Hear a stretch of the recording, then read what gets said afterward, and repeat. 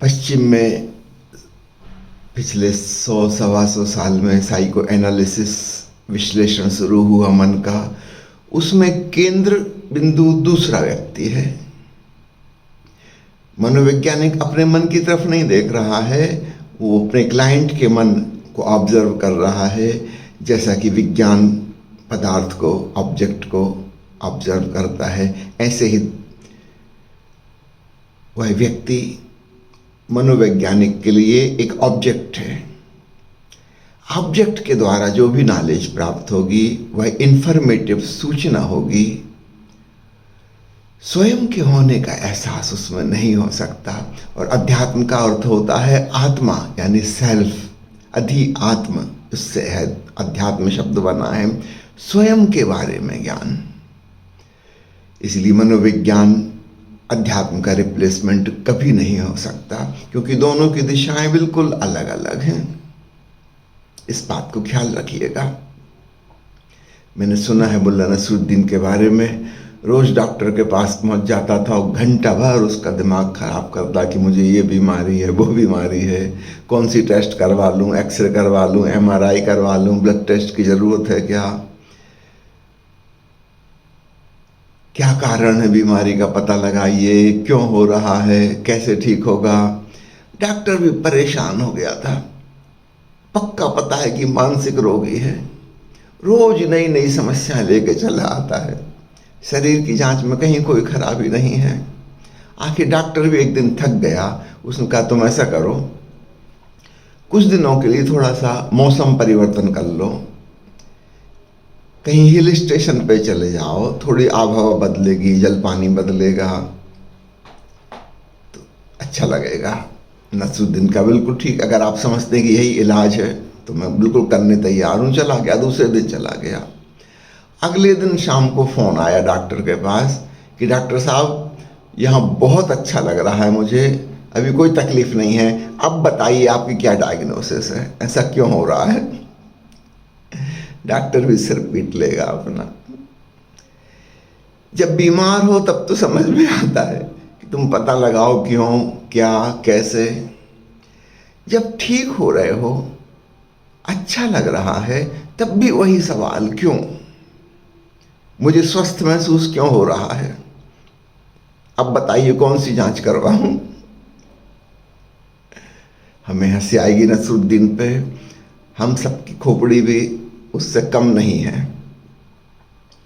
अभी कल ही शाम को एक सज्जन का संदेश आया कि साधना करते हुए बहुत गहराई मिल रही है, और एक दिन रात को सोते सोते कहते समझ में नहीं आ रहा, नींद में था, होश में था, सपने में था, क्या था, लगा कि सारी ऊर्जा सहस्त्रार पर पहुंच गई और एक एक्सप्लोजन जैसा हुआ और बड़े जोर की अनाहत नाद की ध्वनि सुनाई पड़ने लगी। और फिर तो उठ जाने के बाद भी वह जोर का नाद लगातार गूंज रहा है। बड़ा शांति का अनुभव हो रहा है, बड़े आनंद की, प्रफुल्लता की अनुभूति हो रही है। बताइए ये क्या हो रहा है, कैसे हो रहा है, क्यों हो रहा है।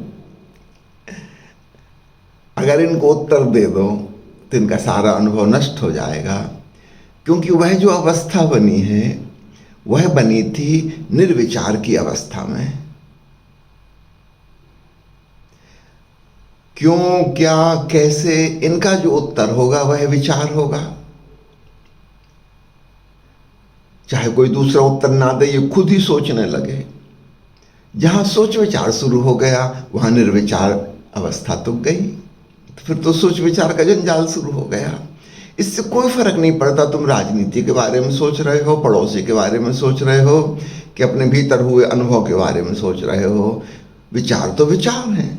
फिर विचारों की भीड़ शुरू हो गई, फिर तर्क वितर्क आ गए, और वो जो निर्विचार में घटित हुआ था वो गायब हो जाएगा। प्यारे मित्रों, क्योंकि आप सब साधना में लगे हुए हैं, इस बात का खूब ध्यान रखिएगा।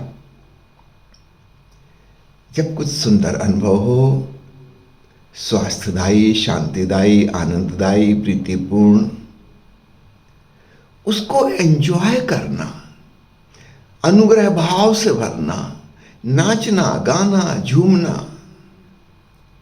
मौज मनाना। ये समय चिंतन मनन का, विचार का, विश्लेषण का नहीं है, वरना वह महत्वपूर्ण अनुभव गायब हो जाएगा। फिर तुम दूसरा सवाल पूछोगे, कितना सुंदर अनुभव हुआ था, फिर वो गायब क्यों हो गया, अब दोबारा कैसे हो? और तुम ही बाधा हो, तुम ही उसको अब नहीं होने दोगे, क्योंकि तुम क्वेश्चन खड़े करते हो। विश्लेषण में चीजें नष्ट हो जाती हैं। एक फूल आपको बहुत सुंदर लगा और आप उसकी काट छांट करके देखो कि इसमें सुंदरता कहाँ है। केमिस्ट्री की प्रयोगशाला में ले जाओ और कहो कि इसकी एनालिसिस करो, बस गया।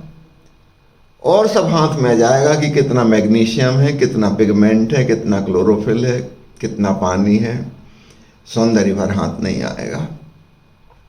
एक व्यक्ति आपको प्रिय लगता है, प्यारा लगता है, अब आपकी एनालिसिस करवा लो, उसका पोस्टमार्टम करवा लो, उसके हृदय में 4 चैम्बर मिलेंगे, खून मिलेगा। अब तो खून भी जम के थक्का हो चुका होगा। वो आदमी तो गया काम से, समाप्त हो गया पोस्टमार्टम करने में। वो तो उसके जीवंतता में प्रेम था।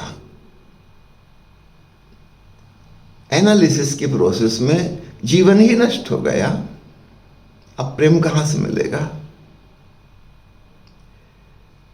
इस बात को खूब अच्छे से स्मरण रखना। जो जो महत्वपूर्ण है, जीवंत है, उसकी एनालिसिस नहीं हो सकती। एनालिसिस में उसकी जीवंतता नष्ट हो जाएगी, और जो तुम खोज रहे थे वो तो फिर मिलेगा ही नहीं कभी।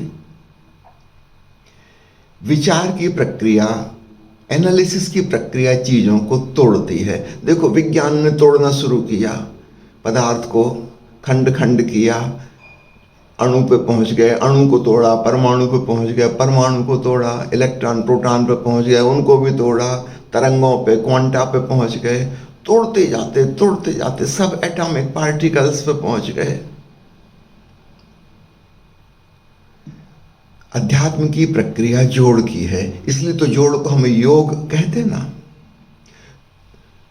जुड़ते जाता है प्रेम भाव से, संश्लेषण से, सिंथेसिस से। एनालिसिस का ठीक उल्टा है सिंथेसिस। जुड़ते जाओ, जुड़ते जाओ, जुड़ते जाओ, तुम अखंड ब्रह्म के साथ एक हो जाते हो। परमानंद का अनुभव होता है, परमात्मा का अनुभव होता है। एनालिसिस से चलोगे तो परमाणु पे पहुंच जाओगे, सूक्ष्म से सूक्ष्म, और सिंथेसिस करके चलोगे, योग की प्रक्रिया से चलोगे तो परमात्मा पे, परमानंद पे पहुंच जाओगे, विराटतम पर पहुंच जाओगे। दोनों प्रक्रियाएं बिल्कुल अलग अलग हैं, एक दूसरे के अपोजिट हैं। विचार, संदेह, विश्लेषण तोड़ने की प्रक्रिया है, और तोड़ने में जीवन हाथ कभी नहीं आएगा। जुड़ो प्रेम से,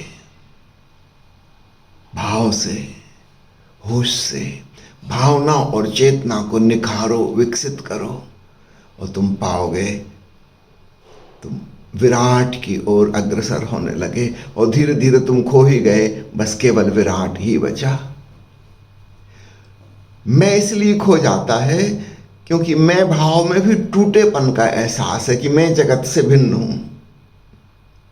एनालिसिस के द्वारा हम चीजों को खंड खंड कर देते हैं, सिंथेसिस के द्वारा हम अखंड पर पहुंच जाते हैं। और इसलिए बहुत स्मरणीय बात है कि हमें खंडीकरण की प्रोसेस में, विभाजन करने की प्रोसेस में नहीं जाना है। हमें विचार में नहीं, निर्विचार में जाना है। हमें भावपूर्ण, प्रेमपूर्ण उस अवस्था में जाना है। प्रेम जोड़ने वाला तत्व है, ग्लूइंग मटेरियल, उससे हम जुड़ते हैं। साधारण प्रेम से हम एक व्यक्ति से, 2 व्यक्तियों से जुड़ते हैं, और जिसको हम भक्ति कहते हैं, विराट प्रीति, उससे हम समस्त अस्तित्व से जुड़ जाते हैं।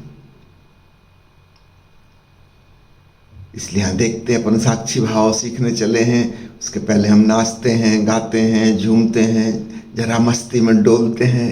ये जुड़ने की प्रक्रिया है। ये विचार की प्रक्रिया नहीं है। कई लोग नए नए मित्र ज्वाइन करते हैं, उनको बड़ा अजीब सा लगता है कि हम तो ध्यान सीखने आए थे। इसमें संगीत का, नृत्य का क्या मतलब है? ये जोड़ने वाला तत्व है। तुम रिलैक्स बनो, तुम भावपूर्ण बनो, तुम प्रेमपूर्ण बनो, यह बहुत महत्वपूर्ण है। अपन किसी चीज को समझने नहीं चले हैं। बोलता हूं, समझाता हूं, पर उससे कुछ हासिल नहीं होगा, इसलिए मैं कहता हूं कि मैं क्या कह रहा हूं वो चूक जा, कोई हर्जा नहीं। तुम अपना ख्याल रखो, श्रोता कौन है, बात बन जाएगी। तुम स्वयं पर, आत्मा पर, परमात्मा पर पहुंच जाओगे।